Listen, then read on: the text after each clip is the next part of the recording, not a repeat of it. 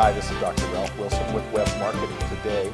I'm here in Chicago at the SES conference with Keith Hagen, who's an expert on conversion optimization.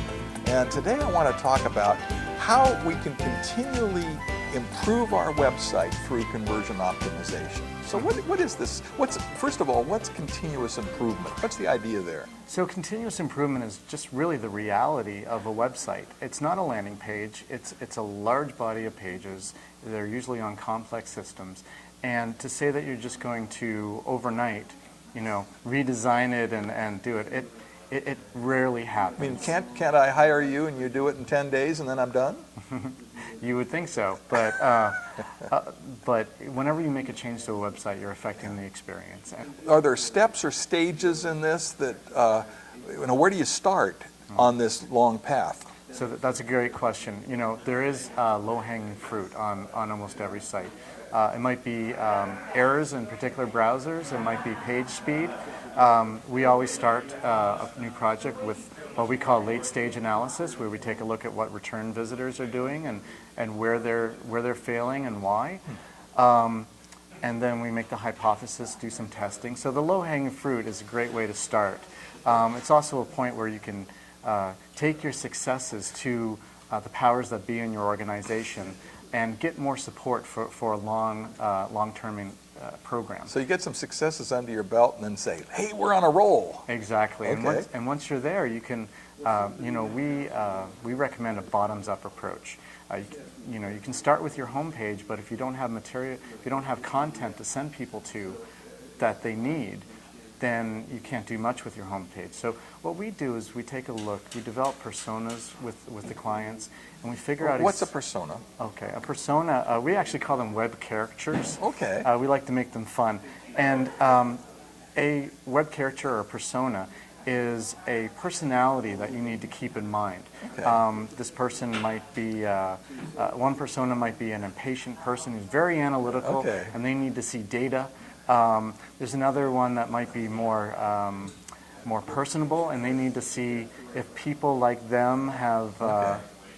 So this is kind of fleshing out the kind of typical kinds of people that come to your site, and fleshing it out enough so that you can design content for just these kinds of people. Exactly, yeah. And like I said, we start with bottoms up. So working with cart and checkout or forms is a good place to start. I would think that there's a lot of optimization, low-hanging fruit on a lot of checkout processes. There's some things you could do that would make a lot of difference in the bottom line. There are, and I think that, and that goes for forms as well. It always comes down to how much information you're asking for. And there's a very simple formula. You have, before you have somebody fill out a form, you have to ask yourself, how valuable is the information I'm providing? Are my competitors providing it? Mm-hmm. And then you weigh those two answers and you decide how much information you can really ask for.